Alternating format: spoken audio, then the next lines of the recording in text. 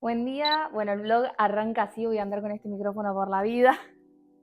Estamos en Georgia, hoy vamos a ir tras las huellas de Santa Nino, que fue la apóstola que vino acá alrededor del año 300 a evangelizar lo que era Iberia y ahora se llama Georgia. Les voy a estar contando esta historia que a mí desde que la escuché me fascinó y la verdad que poder estar recorriendo este país bastante raro es un lujo para nosotros. Que para todo esto fue todo un lío, o sea, hoy a la mañana creíamos que no íbamos a poder salir porque necesitas muchos papeles de los que la verdad que no estábamos tan al tanto, así que rezá, fue tipo, andá, rezá, por favor, yo me quedé acá rezando a ver si era lo que Dios quería o no quería, o sea, estoy muy entusiasmada por poder hacerlo, pero bueno, siempre es su voluntad y no nos podemos encaprichar, así que esperemos que esto salga todo bien y que puedan disfrutar de este recorrido del que nosotros todavía no sabemos nada.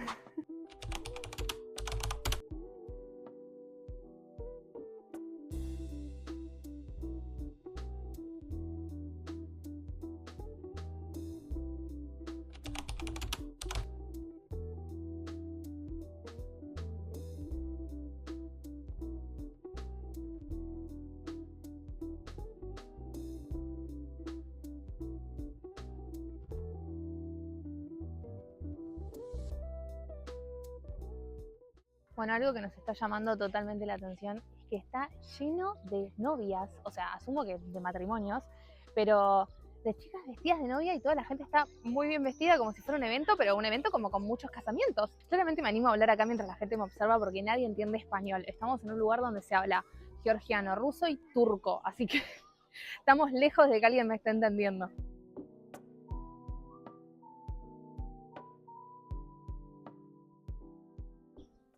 Bueno, para ponerle un poquito de contexto a esto, Santa Nino nació en el 296 en Capadocia, lo que es ahora Turquía, que es el país que está acá al lado de Georgia. Según una tradición georgiana, ella era una familia noble, su padre era militar y su madre era hermana de un patriarca de Jerusalén. Además, se dice que ella sería la sobrina de San Jorge, por el que Georgia se llama Georgia. Ella desde muy pequeña recibió una formación cristiana y era de fe muy profunda, pero su vida cambió cuando escuchó hablar de la túnica sin costuras de Cristo, el manto que según el Evangelio de Juan los soldados no se pudieron repartir y tuvieron que sortearlo. Esa túnica, según la tradición, fue traída acá, a Mesqueta, por un judío llamado Helios. Según la historia, cuando Helios trajo la túnica, se la dio a su hermana Sidonia, quien la abrazó y murió en el acto. Así de trágico igual yo digo, a mí me parece un poco trágica la historia, pero bueno, también me parece como un signo muy lindo.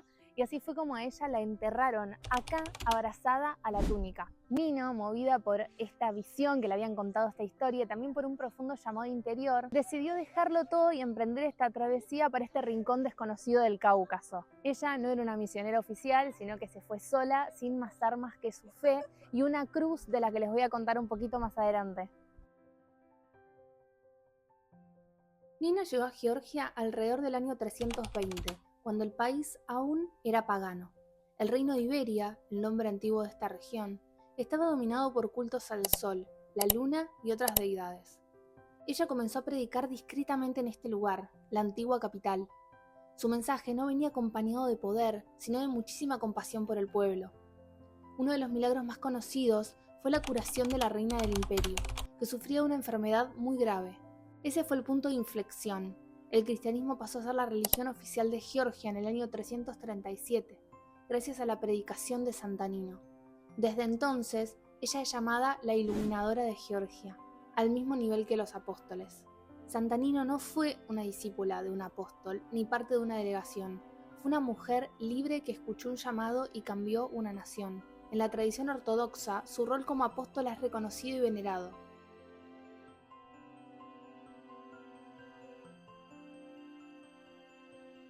Ella rompió todos los moldes, predicó sola, sanó y convirtió reyes. Su historia nos invita a redescubrir el rol activo y misionero de las mujeres de los primeros siglos del cristianismo.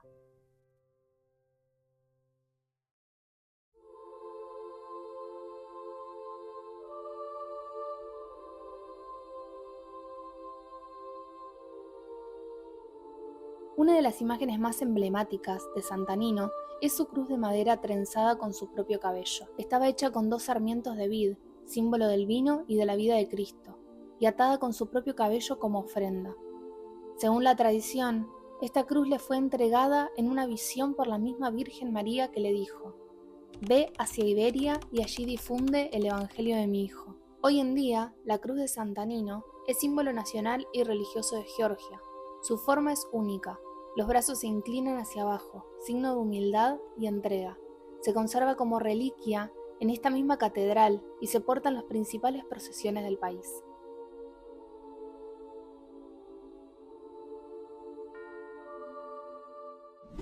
Bueno, pero entonces lo que todos nos preguntamos, ¿qué es lo que pasó con la túnica de Cristo que vino a buscar Nino? Y es que la realidad es que está lleno de historias en torno a esta túnica sin costuras. Algunos dicen que está en Alemania, otro dice que está en Francia, otro dice que está acá. Pero bueno, nosotros vamos a creer en la tradición georgiana que dice que sigue enterrada en esta catedral. Que en el momento en el que Dios le dio la túnica a Sidonia y Sidonia murió y la enterraron, después de eso creció un árbol enorme, un cedro, que le dijeron mucho tiempo el cedro milagroso. Y en este lugar más tarde se construyó la primera iglesia cristiana del país. Sant'Anino no excavó ni encontró la túnica, pero sí sentimos que le dio sentido a esta historia. Fue ella al final quien convirtió a todo este pueblo al dios de esa túnica. Y esto para nosotros es el broche de oro que hace que esto deje de ser un mito, de una reliquia, y se convierta en fe viva.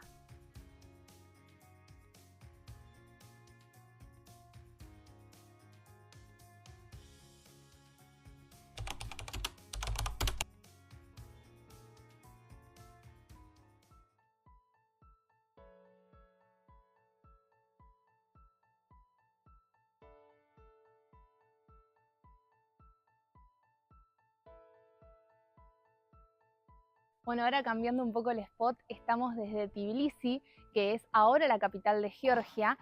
Por acá atrás tenemos este monumento que se llama Crónicas de Georgia, que es, o sea, puedes ahí enfocarlo un poco para arriba. Es monumental, una locura, y cuenta la historia de Georgia. Se hizo para el 3000 aniversario del país y para el 2000 aniversario del cristianismo. Después de la evangelización de Sant'Anino, Georgia se convirtió en uno de los primeros países en adoptar el cristianismo. Y lo interesante de esto es que también por la zona en la que está el país, después de la conversión en el siglo IV, vinieron un montón de tiempo de invasiones. Los han invadido los persas, los árabes, los mongoles, los turcos y más recientemente los soviéticos. Pero la fe cristiana nunca desapareció. Incluso durante el comunismo, cuando todas las iglesias eran cerradas y los sacerdotes también eran perseguidos, la figura de Sant'Anino permaneció como un símbolo espiritual y cultural en este país. Y hoy más del 80% de los georgianos se identifican como cristianos ortodoxos. Bueno, y una cosa que nos preguntamos es por qué Georgia es cristiano ortodoxo y no católico. Y esto se debe a que cuando Georgia se convirtió al cristianismo en el siglo IV, la iglesia todavía no estaba dividida entre Oriente y Occidente, sino que la fe cristiana todavía estaba organizada en sedes importantes, como Roma, Constantinopla, Antioquía y Jerusalén. Georgia, por su cercanía cultural y geográfica, recibió la evangelización de Constantinopla y de Antioquía y no de Roma. Más adelante, en el 1054, ocurre lo conocido como cisma de Oriente y Occidente, y la iglesia se va a dividir en lo que conocemos como la católica apostólica romana y la ortodoxa oriental. Para este momento, Georgia ya estaba integrada plenamente a lo que era el cristianismo oriental, entonces se quedó del lado de la ortodoxia. Bueno, y acá lo tengo en mi camarógrafo porque nos va a sumar un datito más sobre la iglesia cristiana ortodoxa acá en Georgia. Exactamente, la iglesia en Georgia es autocéfala, eso significa que tiene su propio patriarca y su propia liturgia, aunque conserva un montón de cosas del catolicismo como los sacramentos, la veneración de la Virgen, la tradición apostólica y la veneración de los mártires. Por ejemplo, una ordenación sacerdotal en la iglesia cristiana ortodoxa es válida para la iglesia católica apostólica romana. Exactamente, son todos sacerdotes que pueden administrar los mismos sacramentos que en la iglesia católica. Buen dato.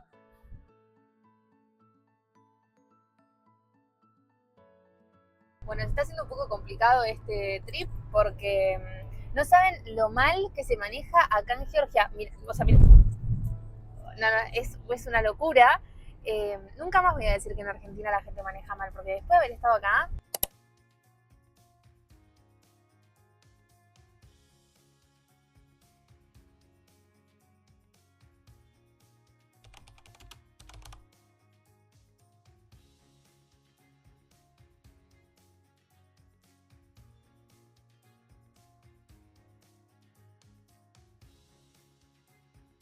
Bueno, vos te imaginabas caminando al costado de la ruta mientras todos nos tocan bocina y es un quilombo terrible.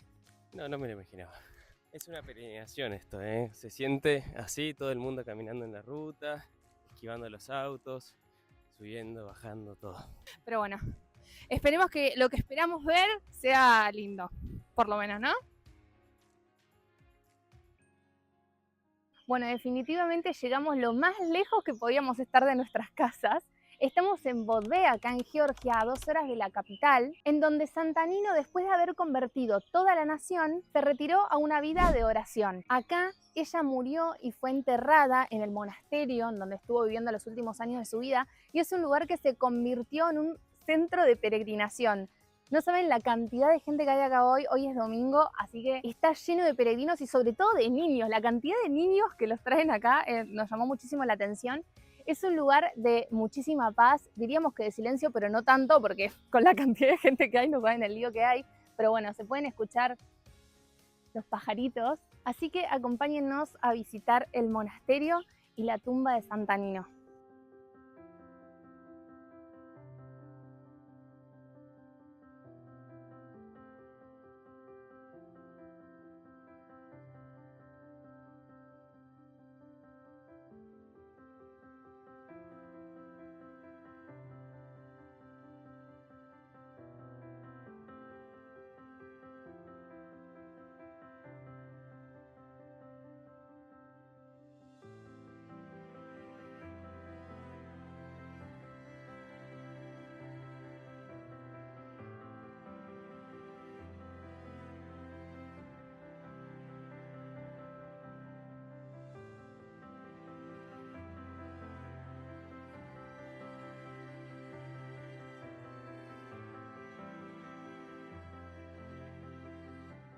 Bueno, recién salimos de la tumba de Santanino. La realidad es que dentro del lugar donde está la tumba no se puede filmar. Nadie dice que no se puede, pero la realidad es que es un momento tan especial y ves a la gente viviéndolo tanto que no te da ganas ni de sacar el teléfono.